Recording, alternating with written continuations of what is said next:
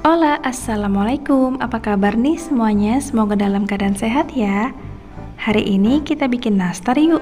Kue kering yang satu ini wajib ada di saat lebaran atau hari-hari besar lainnya. Nastarnya super glowing, lumer di mulut, berasa selai nanasnya, asam manis, pokoknya enak banget. So, ikutin terus ya step by stepnya. Bagi yang belum subscribe, tolong di subscribe dulu ya dan nyalain lonceng notifikasinya biar nggak ketinggalan video terbaru dari channel ini. Terima kasih.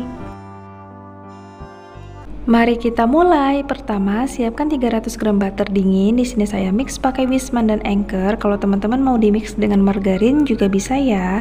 Paling enak pakai merek Blue Band, tapi bebas sesuai selera, nggak harus sama. Siapkan ayakan, tambahkan 100 gram gula halus. Untuk gulanya ini bisa dikurangin ya kalau teman-teman nggak mau kulitnya terlalu manis. Kemudian ayak gula halusnya supaya lebih mudah untuk diaduk karena di sini saya nggak pakai mixer. Kalau udah, kita aduk dengan whisker sebentar aja sampai tercampur rata. Atau kalau teman-teman mau pakai mixer juga boleh dengan speed rendah dan jangan over mix ya, nanti nastarnya bisa bleber. Tambahkan 3 butir kuning telur. Ini saya mix pakai kuning telur biasa dan telur omega. Kalau nggak mau teman-teman bisa pakai salah satunya aja. Kemudian kita aduk-aduk pakai spatula sampai rata. Ini juga jangan terlalu lama ngaduknya. Siapkan ayakan, tambahkan bahan-bahan kering. Di sini saya pakai tepung terigu protein rendah sebanyak 500 gram, lalu ayak tepungnya. Karena di sini ayakan saya kecil, jadi kita bagi 2 tahap ya.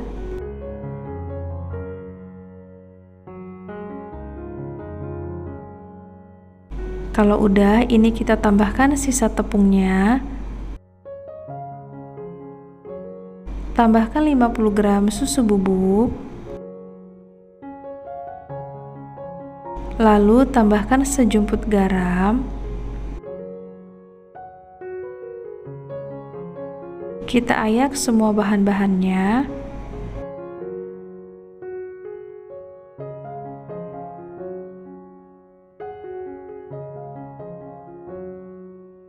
Kalau udah, aduk dengan spatula secara perlahan.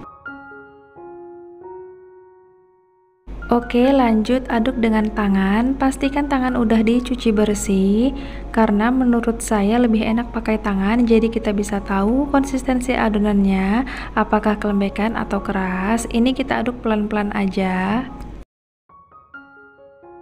Nah, cukup diaduk sampai seperti ini. Dia udah bisa dipulung dan sudah nggak lengket, tapi nggak keras juga.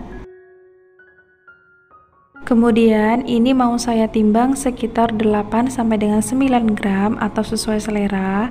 Teman-teman juga bisa pakai sendok takar ya. Lakukan sampai semuanya selesai.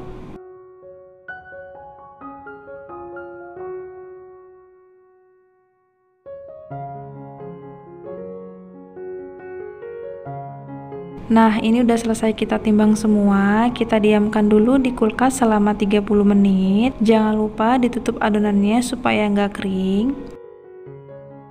Setelah 30 menit, kita keluarin dari kulkas. Ambil adonan secukupnya untuk kita bentuk. Lalu sisanya kita masukkan kembali ke kulkas. Tujuannya supaya suhu butter tetap terjaga, karena kan butter gampang leleh ya.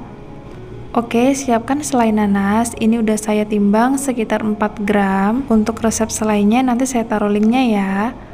Atau kalau teman-teman mau praktis bisa beli di toko bahan kue atau di e-commerce juga banyak. Lalu siapkan loyang, boleh dialasin dengan baking paper, kalau nggak juga nggak apa-apa. Sekarang saatnya kita bentuk. Ambil satu adonan, kemudian pipihkan seperti ini. Tambahkan selai nanas.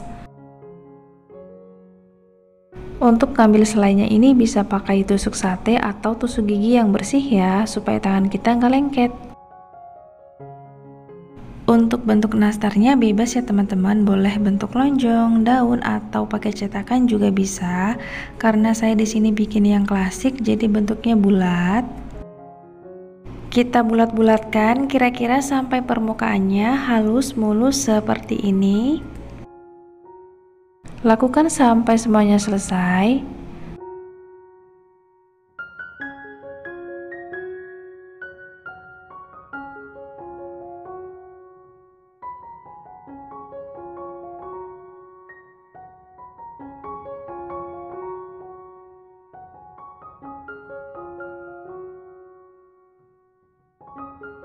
Nah, ini udah selesai kita bentuk, siap dipanggang. Untuk pemanggangan pertama sekitar 35 menit, suhunya 120 derajat Celcius, api atas bawah, atau sesuai dengan oven masing-masing. Sambil nunggu nastarnya matang, kita bikin untuk olesannya.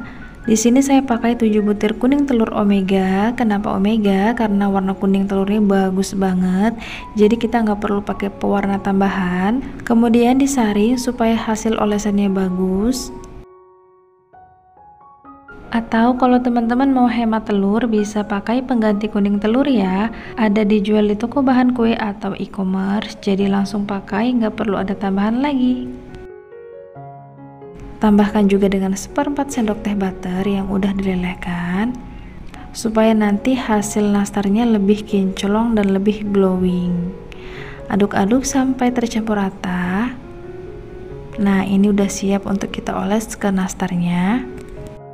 Setelah 35 menit nastarnya udah matang, tunggu hingga nastarnya dingin baru bisa dioles. Setelah nastarnya dingin, langsung aja kita oles dengan kuning telur. Pastikan pakai kuas yang lembut ya, supaya bentuk nastarnya nggak rusak. Oleskan ke seluruh permukaan nastar. Usahakan jangan sampai olesannya netes ke loyang, karena kalau udah matang nastarnya susah diambil, dia akan lengket. Di sini saya akan oles nastarnya sebanyak 2 kali. Lakukan sampai semuanya selesai.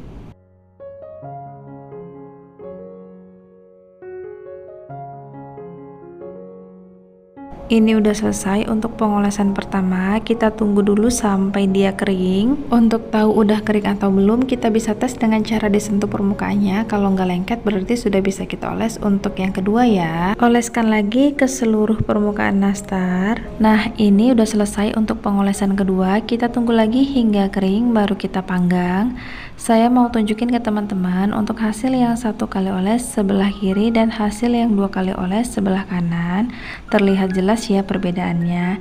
Ini yang 2 kali oles mau kita panggang. Untuk pemanggangan kedua selama 15 menit, suhunya 100 derajat Celcius, pakai api atas aja. Setelah 15 menit nastarnya udah matang sempurna, langsung aja kita keluarin dari oven. Selagi masih dalam keadaan panas, kita usapkan dengan tisu seperti ini supaya nastarnya lebih mengkilap, atau bisa pakai kuas yang bersih ya. Nah, ini dia hasilnya setelah diusap dengan tisu, kelihatan glowing banget ya. Lalu kita biarkan hingga benar-benar dingin. Setelah nastarnya dingin, siap kita susun ke dalam toples. Toples yang saya pakai ini ukurannya 350 gram, mereknya Hardtop. Toplesnya tebel, premium gitu, jadi gak gampang pecah. Untuk harga memang agak pricey, tapi worth it banget. Biasanya saya pakai untuk jualan. Atau bisa dikemas di dalam plastik seperti ini, bisa dijual untuk tester. Jangan lupa disil ujungnya supaya kedap udara. Dan jadilah nastar klasik glowing ala chef amatiran. Hasilnya cakep banget, rasanya udah jangan ditanya lagi. Ini tinggal kita kasih stiker jualan untuk mengenalkan produk kita dan menambah nilai jual. So, buat teman-teman semuanya, yuk cobain resep ini di rumah. Terima kasih udah nonton video ini sampai habis. Semoga bermanfaat dan selamat mencoba. Bye-bye.